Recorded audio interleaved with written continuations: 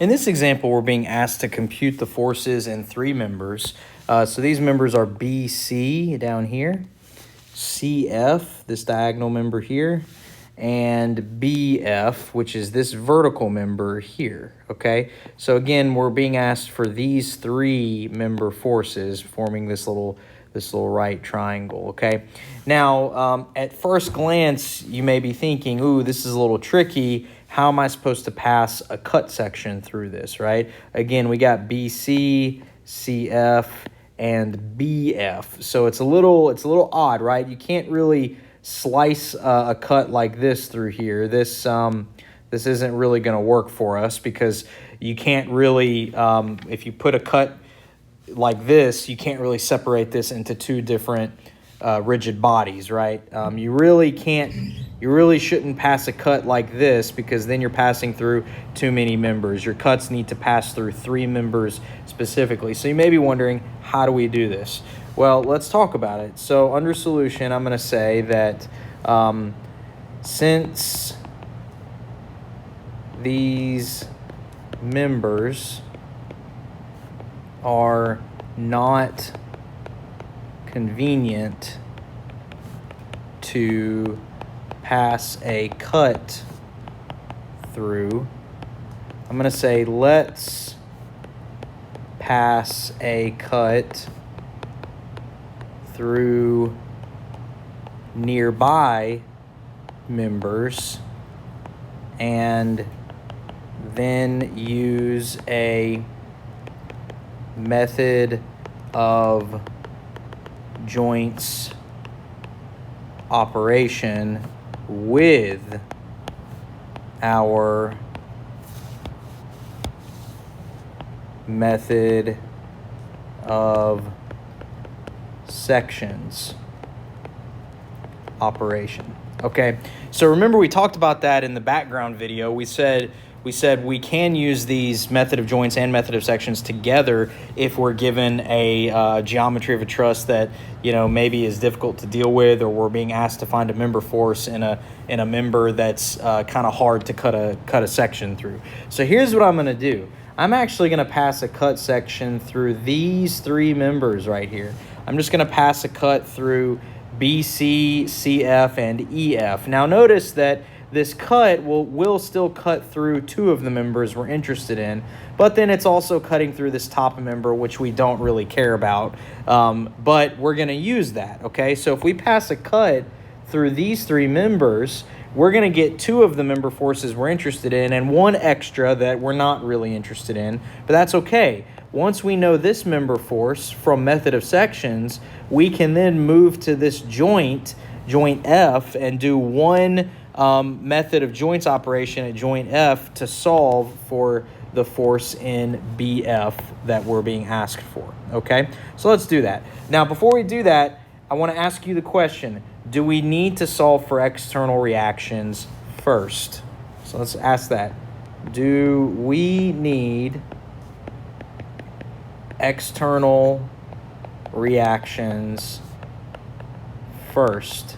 And the answer to that is no, okay? Again, if we pass this cut section through these three members, we can then look at either side of this truss, right? So how about we take a look at this right-hand free body diagram, and if we look at that right free body diagram, what do we not have? We don't have any external supports. All the external supports are on this left side right here. So we can look at a right free body diagram and completely avoid external support reactions. All right, so let's do it. So we're going to say no, since a right free body diagram does not contain external supports. Okay, now let's go to town on this. Let's say pass a cut vertically through BC, CF, and EF.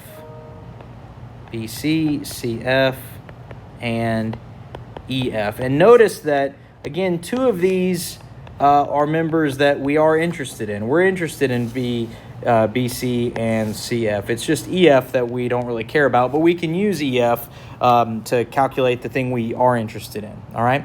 So let's do that. We're going to pass a cut right through here, and I'm going to look at a right free body diagram. So I'm going to go ahead and redraw a right free body diagram down here, okay? So let's do that. Let's say right FBD.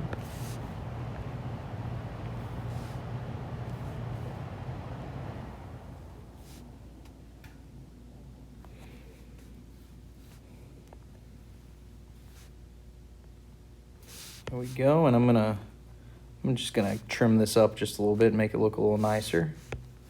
And we have a force here, a force here, and a force here. And where are, let's put our applied forces, don't forget those, 10 and 50 kilonewtons. 10 kilonewtons and 50 kilonewtons, all right. And we have FBC, FCF, and then up the top we have FEF, which again, we're not really interested in that. And don't forget your dimension lines. This was 4 meters, and this is 3 meters. Now, by looking at this original truss, what is the geometry of these diagonal members? Well, these diagonal members, if you look, they have a horizontal dimension of 3 meters and a vertical dimension of 4 meters. So this obviously makes a 3, 4, 5 triangle. So we can use that instead of our trigonometric operations if we want. So just keep that in mind. Same thing is actually true for all of these members, all of these diagonal members. They're all 3, 4, 5, 3, 4, 5 slopes. All right. So here we go. Let's go ahead and go to town on this. I'll put my 4, 3, 5 here. And I'm going to say, oh, I probably should label these joints too, right? C, D, E. Here we go. This was C, this is D, and this is E. All right, E.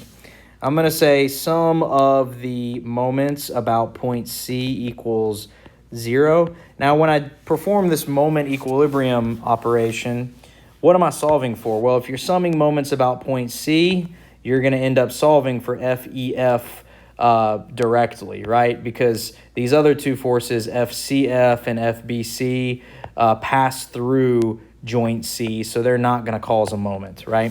So we're going to say FEF times 4 meters, and then again, FCF and FBC do not come into play here. 50 kilonewtons actually also does not come into play here, but the 10 kilonewtons does. So we would say minus 10 kilonewtons times 3 meters equals 0. And that's it. We'll get FEF equals 10 times 0.75. I get 0.75 by saying 3 divided by 4. So we should get 7.5 kilonewtons, and that'll be a positive number, so it is in tension, okay? So if you want to, you can put a little check mark there. We got FEF. Now we can solve for the other two forces. I'm going to say sum of the forces in the y direction equals 0. And when I do that, I'm going to have a positive FCF times the sine of that interior angle, which is just going to be 4 times 4/5, and then minus 50 kilonewtons minus 10 kilonewtons equals 0. So FCF is the following. We're going to have 60 and then divided by 0.8, so that'll be 75 kilonewtons, and that'll also be a positive number. So that's in tension, okay? And then we're going to say sum of the forces in the x direction equals 0. And when we do that, we're going to have positive 7.5 kilonewtons. Again, that 7.5 we calculated a few minutes ago, that was in tension. So it is, in fact, pointing away from where we cut the free body diagram. So that's, pointing, oh, that should be negative, haha. Negative 7.5. It's in tension. It's in tension, so it's pointing to the left. It's in the direction we assumed. which is pointing to the left, which is negative in our equilibrium equation. Almost confused myself there. All right. Next, we have a minus 75 kilonewtons times the cosine of that angle, so times 3/5, and that's it. And then we're going to have minus FBC equals 0. Nothing else is in the x direction here. So we do a little rearranging, and we get FBC equals the following.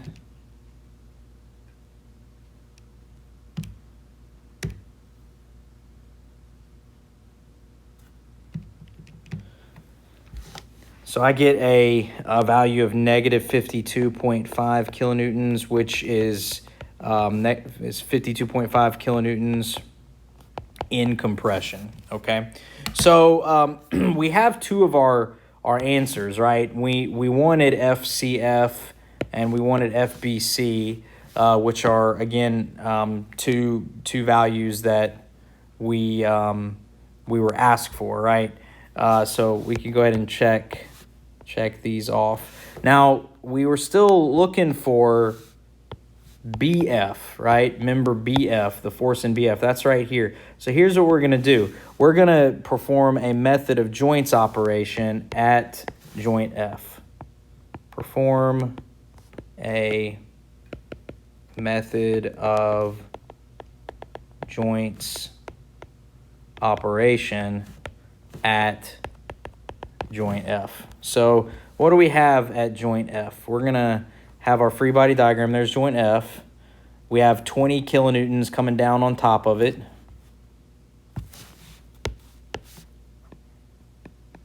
kilonewtons. And then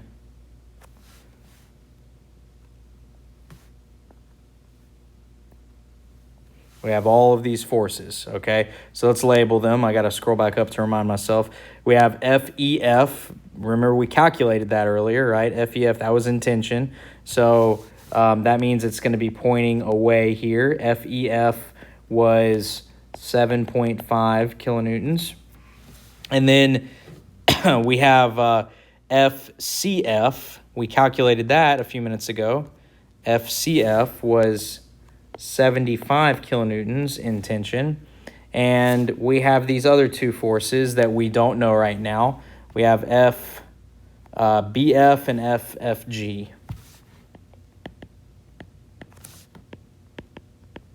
Okay, and so the one we really want is FBF right here. So all we have to do is say sum of the forces in the y direction equals 0, okay? And we'll have minus 20 kilonewtons minus FBF minus 75 kilonewtons. And remember, this slope here was 435, I believe, right? Yep, 435. So we have to say 75 kilonewtons times the sine of this interior angle, right? And the sine of this interior angle is the same as the sine of what this interior angle was, which is 4/5, right? Opposite over hypotenuse. So 4/5, and that's everything in the y direction, right? So that's going to equal 0. So FBF, if we do a little bit of rearranging, we're going to get a negative number. 75 times 0.8, and add 20 to that. So we get 80 kilonewtons, and that's a negative value. So it's 80 kilonewtons in compression. So for my summary, I'm going to have FBF is 80 kilonewtons in compression. I've got FCF was 75 kilonewtons in tension. And then I have FBC was 52.5 kilonewtons also in compression, and that's our final answer.